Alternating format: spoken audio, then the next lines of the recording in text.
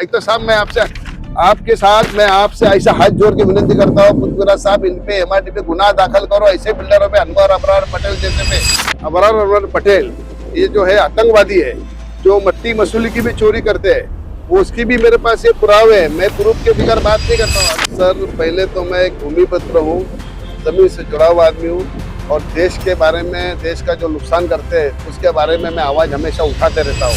अभी तो जो अच्छा है तो अच्छा दिखेगा, तो अच्छा इंसान बोलेगा ना। अब है को तुम मानोगे कि था को मानोगे, है उसको मानोगे ना, था को तो नहीं मानोगे। जो था गया उसको छोड़ दो। क्या कहोगे सर, आप तो मंडे से उपोषण पे बैठने वाले थे, फिर क्या हुआ? सर पहले तो मैं एक भूमिपुत्र हूँ, जमीन से जुड़ा हुआ आदमी हूँ, और देश के बारे में, देश का जो नुकसान करते हैं उसके बारे में मैं आवाज हमेशा उठाते रहता हूँ। आज 24, 25, 26 साल हो गए मुझे इस काम के लिए, मतलब इस समाज सेवक में कर रहा हूँ। वैसे मेरी वाइफ भी पहले परवीन मिसल माजी नगर सेवक थी, तो मुझे समाज का भी इस उम्र में लगा नहीं कि भैया कोई अच्छे काम करना चाहिए, क्योंकि लोग फ्लैट लेते हैं, फिर बाद में उनको ओसी नहीं मिलती, लोग गरीब फंस जाते हैं। अभी नाला सुपारा में 41 बिल्डिंग गिर गई, तो लोगों को जब देखा मैंने, तो मैं बोला यार कोई अच्छा काम अपन ने करना चाहिए, और हर देश नागरिक का काम है ये।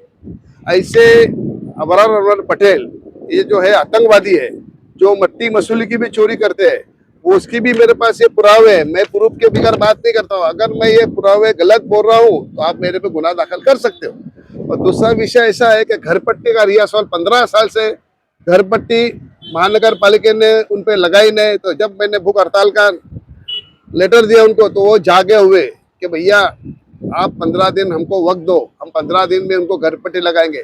अगर ये घर पट्टी जब लगती है अनवर मेंशन को और रिलायबल को, तो ये पैसा किसके तिजोरी में जाएगा? महानगर पालिका की तिजोरी में जाएगा।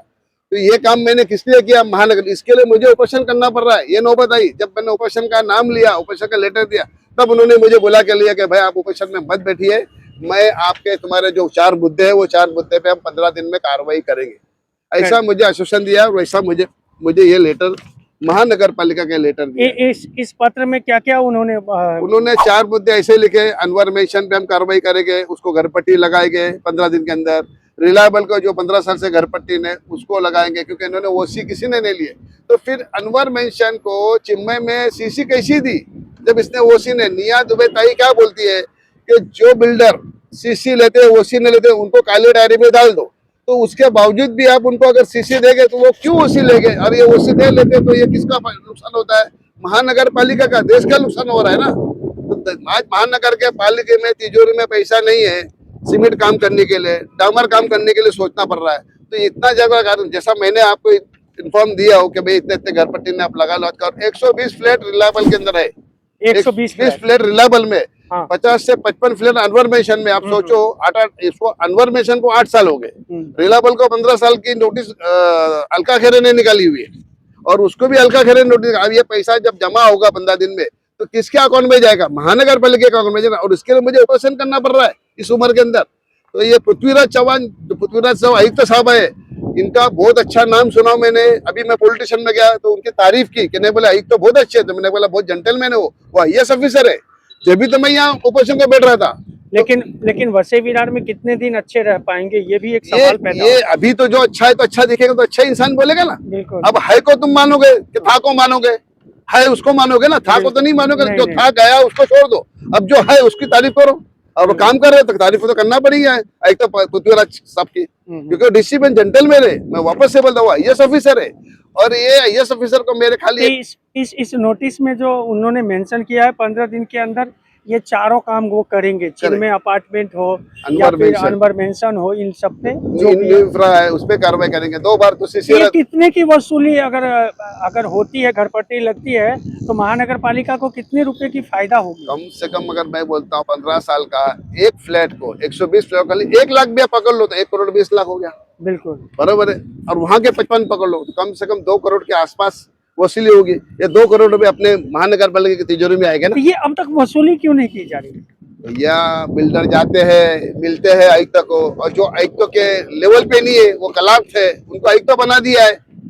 एक आयुक्त की पोस्ट क्या होना चाहिए? अब उनको कुछ समझता भी नहीं, कुर्सी तो बिठा दी है, मगर उनको क्या करना है कि क्या नहीं करना है, बस उनको बिल्डर जाके मिल जाता है। सहायक आयुक्त की बात कर रहे हैं या आयुक्त की बात कर रहा हूँ? अच्छा, सहायक ये तो आईएएस ऑफिसर है। कौन है वहाँ? संगीता गाड़ी गाँव करे, जो कलाक थी पहले इधर। हाँ अब उसको आयुक्त का पद दिया है, मगर उसको उसके बारे में समझते नहीं। अब जब मैं भूख हड़ताल भी है तब वो सब लिख के दे रहे, तो ये पहले क्यों नहीं किए उन्होंने? अभी न्यू इंफ्रा की सीसी रद्द हो गया, 13 को सीसी रद्द हुई है, 2 बार सीसी रद्द, पहले उसने डाला यार, क्या डाला है, क्या कहानी बना रहे हो? वो बिल्डर जाता है, मिलता है, लोग फिर कहानी बना रहे। ये कब तक ऐसे चलेगा? लोगों को वहाँ फंसोनिक हो रही है, बिल्कुल बुकिंग हो रही है, क्योंकि वहाँ पे वोट नहीं हटे सीसी रद्द के, ना वहाँ पे कार्रवाई हुई, तो गरीब आदमी फंस रहा है ना।